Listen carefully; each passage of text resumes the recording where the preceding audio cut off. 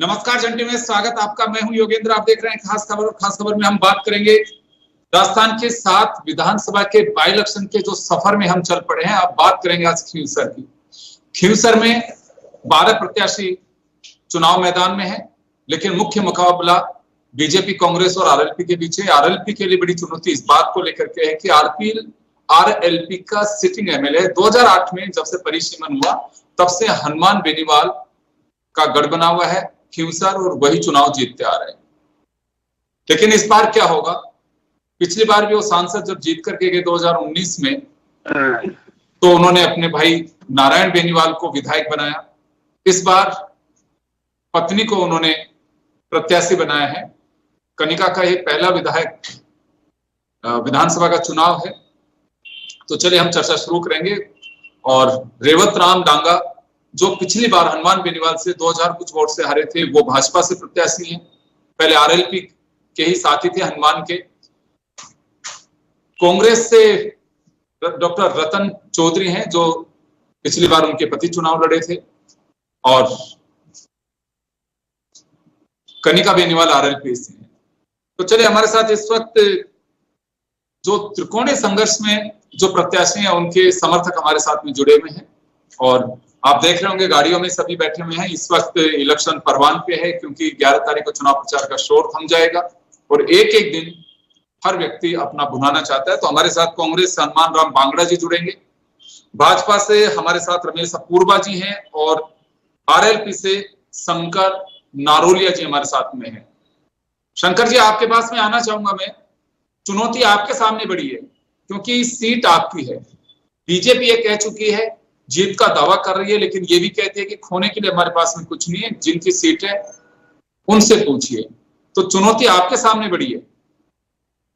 राष्ट्रीय लोकतांत्रिक पार्टी तो हमेशा ही चुनौतियों से लड़ती हुई आई है। आपने देखा होगा कि हमारे नेताजी ने 2003 से संघर्ष किया है यहाँ, और 2003 के बाद में कुछ मार्जिन से 2003 में हम चुनाव हार गए थे। 8 के बाद में लगातार हम जीते आ रहे हैं। 4 बार विधायक बने हैं, 2 बार सांसद बन चुके हैं। गत बार चुनाव हमारे भाई साहब जी नारायण जी बेनीवाल जी ने चुनाव लड़ा था। अब की बार कनिका बेनीवाल जी मैदान में है, और आप ये मानी है कि आज तक जितनी जीत हुई है वो प्लस में होगी। हम ये देख रहे हैं कि 25,000 प्लस से राष्ट्रीय लोकतांत्रिक पार्टी जीत रही है। गई बार जो आप बता रहे हो 2023 में चुनाव हुआ, विधानसभा चुनाव, उसमें सालक पट्टी में कुछ वोटों से हम पीछे रह गए थे। लेकिन उसके बाद में जब लोकसभा चुनाव आया तो हम उसको गैप को हमने कवर कर लिया था, और हम 10,000 से पीछे थे, हम 6,000 से पीछे रहते हैं। अब की बार स्थिति यह है, सालक में बड़े बड़े जो गांव है, संखपास वगैरह है, गजवाना है, कुचेरा वगैरह जो गांव है, बड़ी बड़ी पंचायतें हैं, उनमें स्थिति यह है कि एक तरफा माहौल है। और कनिका जी को लोग जैसे सुन रहे हैं तो उनको ऐसा लग रहा है कि निश्चित रूप से राष्ट्रीय लोकतांत्रिक पार्टी की जो प्रत्याशी है वो निश्चित रूप से महिला सशक्तिकरण के काम के लिए बात कर रही है, और कार्यकर्ताओं के अपने बिल्कुल अपने परिवार के हिसाब से सबसे बात करना, और इस तरह की प्रत्येक गांव ढाणी की समस्या का उनको पता है नजदीकी से। और हमेशा हनुमान बेनीवाल जी ने जैसे काम किया क्षेत्र में, आपने देखा होगा सड़कों का जाल, हर ऐसी कोई गली जो बड़ी ग्राम पंचायतें हैं उनमें भी उन्होंने कॉलेज बनवा दी, पीएससी सीएससी वगैरह आपने देखी होगी। और ऐसा कोई काम नहीं जो हुआ नहीं हो, चाहे हम सरकार में रहे या नहीं रहे, और हम तो हमेशा संघर्ष किया और जनता के बीच में रहे हैं।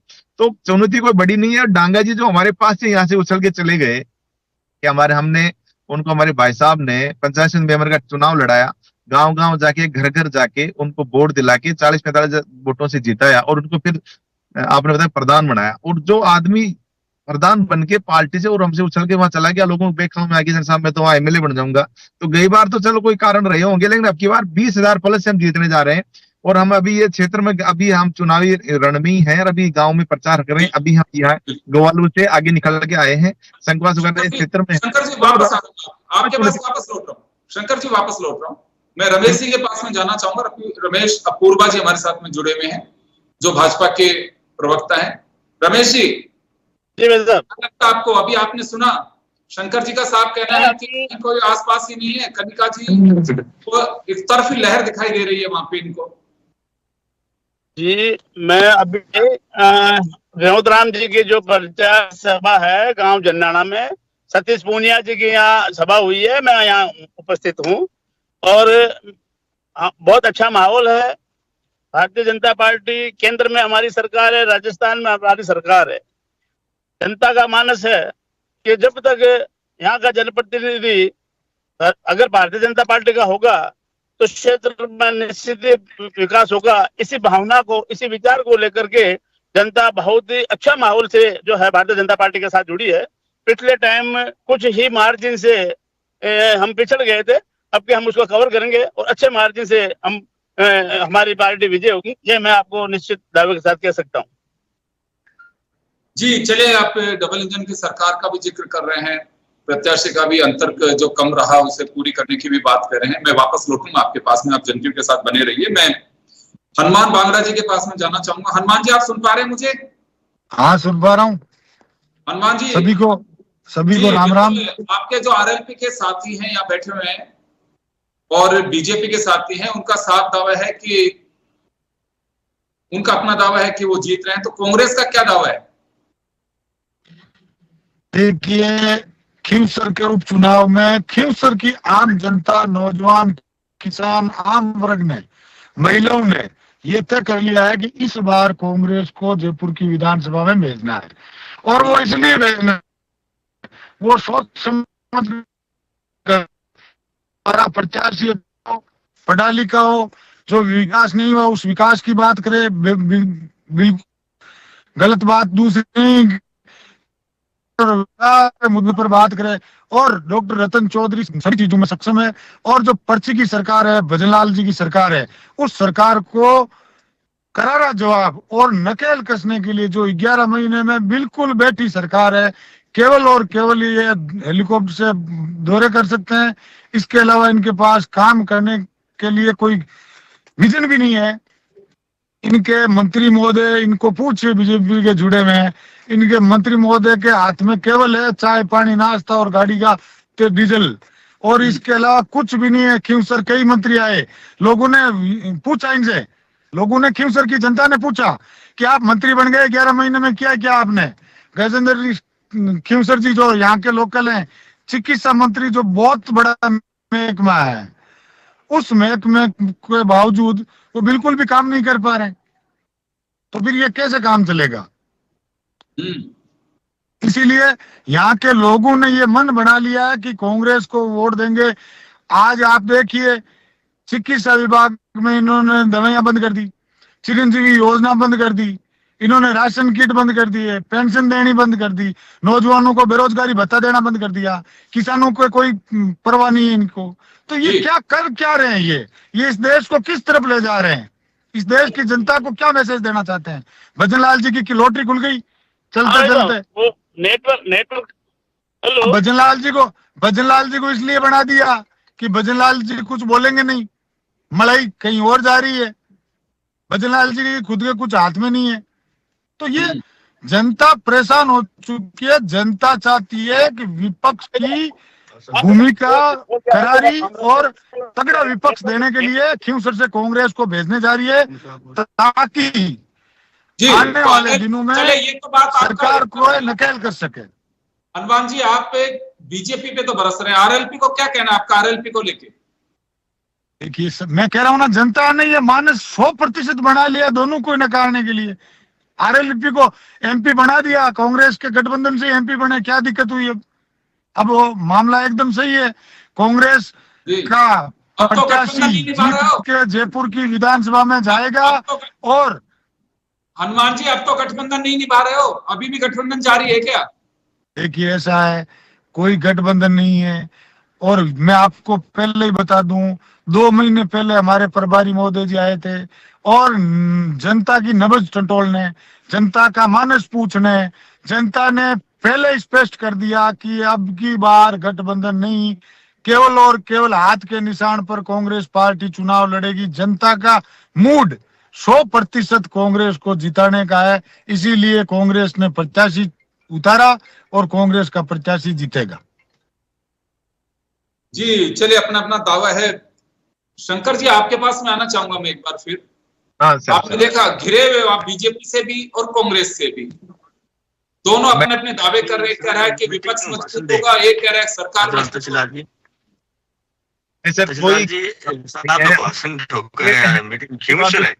है। आपने देखा होगा कि हर 5 साल में 3 चुनाव लड़ती है यहाँ। आपने देखा होगा 18 में चुनाव लड़ा, 19 में लड़ा, फिर 19 में फिर दोबारा उपचुनाव लड़ा, 23 में उन्हें चुनाव लड़ा, फिर आपने देखा होगा 24 में लड़ा और फिर उपचुनाव, तीसरा चुनाव है। तो खींवसर की जनता राष्ट्रीय लोकतांत्रिक पार्टी के सुप्रीमो हनुमान बेनीवाल जी के व्यवहार को जानती है, उनकी कार्यशैली को जानती है, और वो हमेशा कोई भी सरकार रही हो, सरकार से कोई फर्क नहीं पड़ा। जनता की जो भी डिमांड रही, जो भी काम रहा, वो सबसे, आज भी देखिए आसपास की, जहां आप ये देख लिया जी आप कि 18 से लेके 23 तक सरकार रही कांग्रेस की।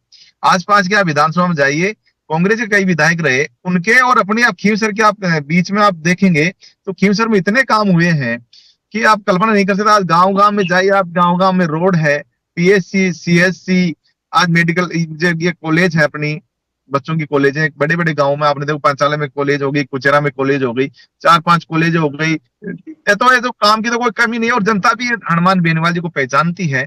और ये जो बात कर रहे हैं बीजेपी वाले कि साहब केंद्र में भी सरकार है, राजस्थान में भी सरकार है, लेकिन आप ये देखिए कि डबल इंजन की सरकार तो यहाँ खींवसर में बनने जा रही है। एमपी भी हमारा राष्ट्रीय लोकतांत्रिक पार्टी का होगा और भी राष्ट्रीय लोकतांत्रिक पार्टी का रहेगा।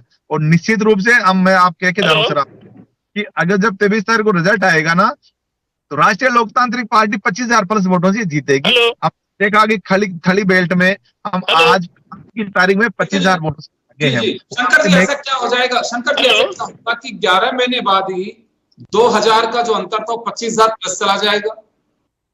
हेलो, नहीं सर, वो पहली बार क्या कि उस टाइम ऐसा लगा लोगों को भाई सरकार बन रही है, नहीं बन रही है, ऐसे जन में लोग रहे।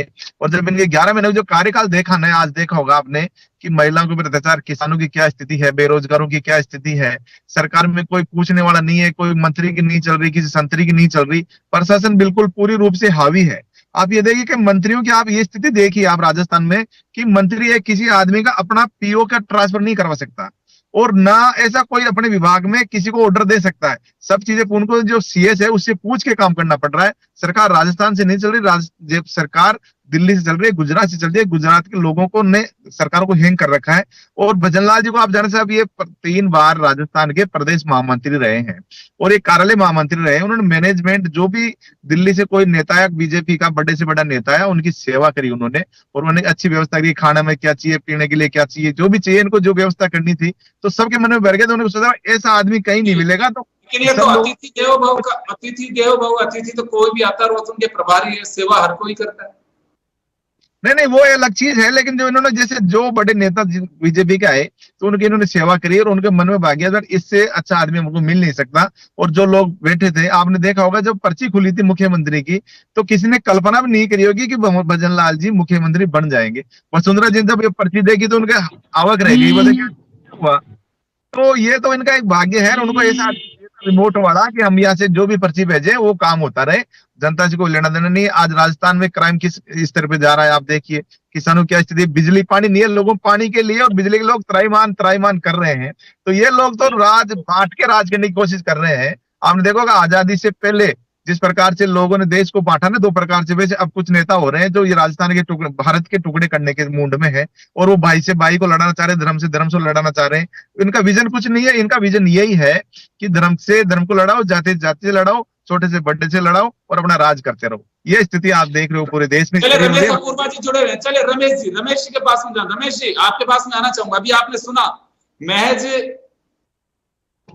हिंदू मुस्लिम करके क्या लोगों को बांट करके वोट बटोरना चाहते हैं, विजन कुछ नहीं है ना, प्रदेश में कोई काम हुआ है, ये आरएलपी का आरोप है। इससे पहले कांग्रेस ने यही आरोप लगाया। साहब ये इनके पास और दूसरा जवाब है नहीं ना, ये इनके पास एक ही काम है। अगर ये आज ये बात कर रहे हैं कि बीजेपी के पास भाइयों को लड़ाने के अलावा दूसरा, तो आपने हमारे साथ भी तो चुनाव लड़ा था, उस टाइम हम आपके साथ ही थे। ये विचार आपको उस टाइम क्यों नहीं आया? आज आप ये बात हमको कह रहे हैं किसानों के लिए, और किसानों के साथ में गए थे, और आपने जब किसानों शंकर जी आ रहा हूँ, शंकर जी आपके पास लौटूंगा, शंकर जी आपके पास लौटूंगा, शंकर जी आपके पास लौटूंगा। एक बार रमेश जी को पूरी बात कर लेने दीजिए। वैसे अब मेरी बात सुन, अब आपकी बात मैंने सुनी, मेरी बात को रखने दो आप। करा था जैसे अभी हनुमान जी भाई साहब कह रहे थे कि साहब स्कूलों में टीचर नहीं है, अस्पताल, अरे तो साल भर पहले आप ही की तो सरकार थी, मैं तो आए अभी 3 दफे तो आचार संहिता लग गई, लोकसभा की आचार संहिता लग गई, फिर इसकी आचार संहिता लग गई, फिर भी हम इतना काम कर रहे हैं। खींवसर के अंदर हमने जो जिला स्तर की जो है चिकित्सालय बना दिया, एक इतिहास की हुआ है। आज करोड़ों रुपए के लग के बच्चों को जो खेलने के लिए स्टेडियम का हम लोग काम करवाया। बिजली की जो आज अगर खियूसर में अगर बिजली की देन है तो आज ये भारतीय जनता पार्टी की देन है। जब 2003 में हमारी सरकार आई थी, गजेंद्र सिंह जी जब यहाँ से ऊर्जा मंत्री थे, इतना बिजली का जाल बिछाया, शायद इतिहास में कभी नहीं काम हुआ। पानी अगर मीठा नहर का पानी आया तो वो भारतीय जनता पार्टी को, ये नागौर जिले को मिला है। जब हमारी जो है वसुंधरा जी की सरकार थी और उस सरकार में पूरे जिले के अंदर पानी की व्यवस्था हुई थी, नहर जो है उसी टाइम में आई थी। ये 50 साल से कांग्रेस यहाँ राज कर रही थी। बता दो, एक भी इतिहास बता दे नागौर का अगर विकास हुआ है तो भारतीय जनता पार्टी ने किया है साहब। नागौर के अंदर अगर मेडिकल कॉलेज आई है तो भारतीय जनता पार्टी के कार्यकाल में आई है। नागौर में एग्रीकल्चर, हमारे यहाँ सबसे बड़ा एग्रीकल्चर बच्चों संस्था है, यहाँ एग्रीकल्चर कॉलेज नहीं थी। सीआर साहब यहाँ जो हमारे केंद्रीय मंत्री थे, यहाँ अंदर एग्रीकल्चर कॉलेज हमारे यहाँ आई है। पॉलिटेक्निक, आज शिक्षा का या विकास अगर हुआ तो राजस्थान नागौर में तो भारतीय जनता पार्टी के कार्यकाल में हुआ। अब ये वो बाकी और उपकरण को दूसरा इनके पास है नहीं। अभी भाई साहब हनुमान जी मेरे मित्र हैं, वो कह रहे थे साहब इस टीचर, अरे तो साल भर पहले आप ही थे, टीचर क्यों नहीं लगाए सर? अच्छा, यहाँ हमारे आरएलपी के भाई साहब हमारे जो है सांसद थे, क्यों नहीं हुआ काम?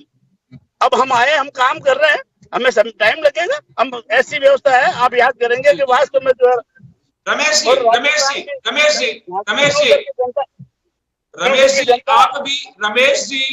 जी आप भी डबल इंजन का दावा कर रहे हैं। हनुमान बेनीवाल भी हर सभा में डबल इंजन की बात कर रहे हैं कि सांसद मुझे बना दिया, विधायक भी बनाइए ताकि खियूसर का और विकास हो सके। साहब मैं ये कह रहा हूँ, जनता मेरी बात सुनो। जनता आज जो हमारा 13 महीने का जो 10 महीने का जो हमारा काम हुआ है उससे जनता ने देखा है। और जब तक जनता ये जानती है कि राजस्थान में भारतीय जनता पार्टी की सरकार है, अगर सरकार के साथ मिलकर चलेंगे तो निश्चय ही जो है क्षेत्र का विकास होगा और जनता भारी मतों से जो है भारतीय जनता पार्टी को जिताएगी। ये मैं आपके दावे के साथ कह सकता हूँ।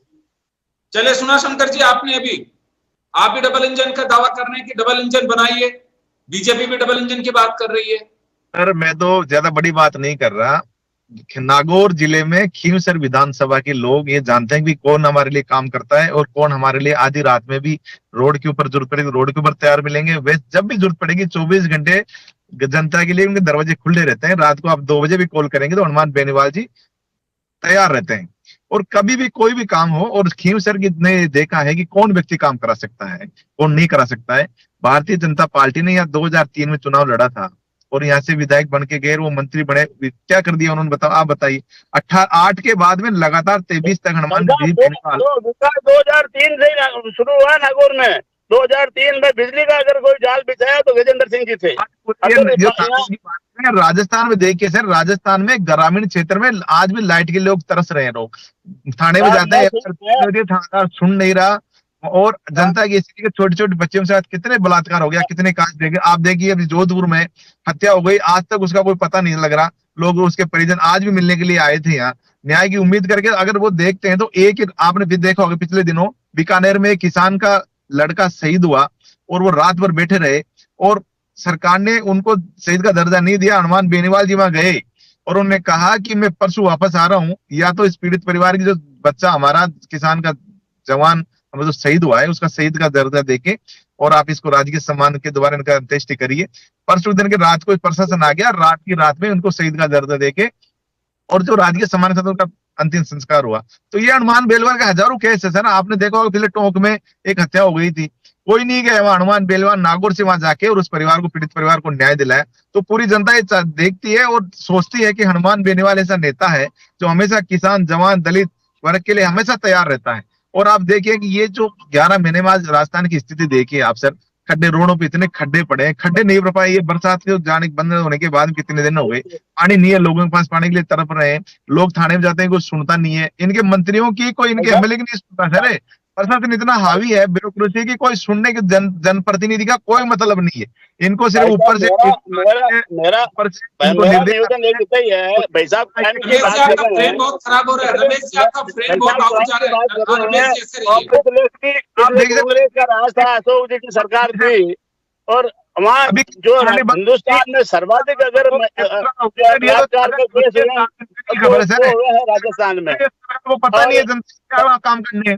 अभी अब आज सुप्रीम कोर्ट में गई है सरकार, अब जब तक वो बंद हो गई, अब कितने रमेश जी, 15 आपका फ्रेम बहुत बेकार हो रहा है। रमेश जी आप थोड़े से पीछे आइए, आप बिल्कुल आपका फ्रेम बेकार जा रहा है। अगर आज बच्चों के साथ ये बात कर रहे हैं, आज जितने भी रमेश जी, पेपर आपका फ्रेम नहीं दिख रहा रमेश जी। पेपर लीक के कारण से आज बच्चों का जो भविष्य खराब हुआ, उसका रमेश जी आप थोड़े से पीछे आइए, आपका फ्रेम बेकार हो रहा है रमेश जी। रमेश जी आपका फ्रेम बेकार हो रहा है, थोड़ा सा ऐसे रहिए। आप ऐसे रहिए, आप मोबाइल पे चढ़ जाते हैं बूथ की जगह। साहब मैं रास्ते में, मैं एक्चुअली क्या है कि मैं दौरे में ऐसे रखिए, थोड़ी देर के लिए रखिए, गाड़ी को रुकवा लीजिए 2 मिनट के लिए, बस खत्म कर रहे हैं हम। खैर चलिए, अपने अपने दावे हैं और अपनी अपनी बातें हैं रमेश जी ने और रेवंत राम जी ने। क्योंकि देखिए हम भी समझ सकते हैं कि तमाम अतिथि आप देख सकते हैं इस वक्त गाड़ियों से जुड़े हुए हैं। चुनाव प्रचार इस समय चरम पे है। हर आदमी ये चाहता है कि मेरे तक उनके अपने प्रत्याशी पहुंचे, उनके कार्यकर्ता पहुंचे। उसी सिलसिले के अंदर हमारे अतिथि भी इस वक्त फील्ड से जुड़े हैं। नेचुरली वो कहाँ है, क्या है, हमने वो तस्वीरें आप तक पहुंचाई है। मुकाबला कड़ा है। आरएलपी के सामने चुनौती है कि साख बचाने की और सीट को बचाने की। साहब मैं यूँ कह रहा हूँ, आज बच्चों को अगर न्याय मिला है तो इस 11 महीने में भजनलाल जी सरकार ने जो जितने भी पेपर लीक उसमें डालने का काम किया, ये कहाँ थे उस टाइम में? कौन ने करवाया काम उनको? बच्चे आज हजारों बच्चों का जो है भविष्य, लाखों बच्चे आज जिनके परिवार गरीब किसानों के बच्चे थे, वो जिन्होंने तैयारी करके जो है पेपर दिए थे और पेपर लेके चलिए मैं माफी चाहूंगा, मैं रमेश जी और शंकर जी, मैं माफी चाहूंगा, समय का अभाव में रोकना चाहूंगा। तो चलिए 3 साल का सफर हमने तय किया है और 12 प्रत्याशी मैदान में है। 3 के बीच कड़ा मुकाबला कहा जा सकता है। आरएलपी के सामने साख बचाने और सीट बचाने की बड़ी चुनौती है। कांग्रेस और बीजेपी का अपना दावा है, लेकिन देखिए तो 23 तारीख को पता चलेगा कि कौन जीत करके आता है। आप सभी का बहुत बहुत शुक्रिया। खास खबर में इतना ही, दीजिए इजाजत। वालों को बहुत बहुत धन्यवाद। और सर सच्चाई है कि राष्ट्रीय लोकतांत्रिक पार्टी 25,000 पद से जीत के आएगी और धन्यवाद चर्चा करेंगे और आपको मिठाई खिलाएंगे निश्चित रूप से। थैंक यू, इंतजार करेंगे साहब, कोई भी जीतो हमें मिठाई जरूर खिलाने आना। बहुत बहुत धन्यवाद सर।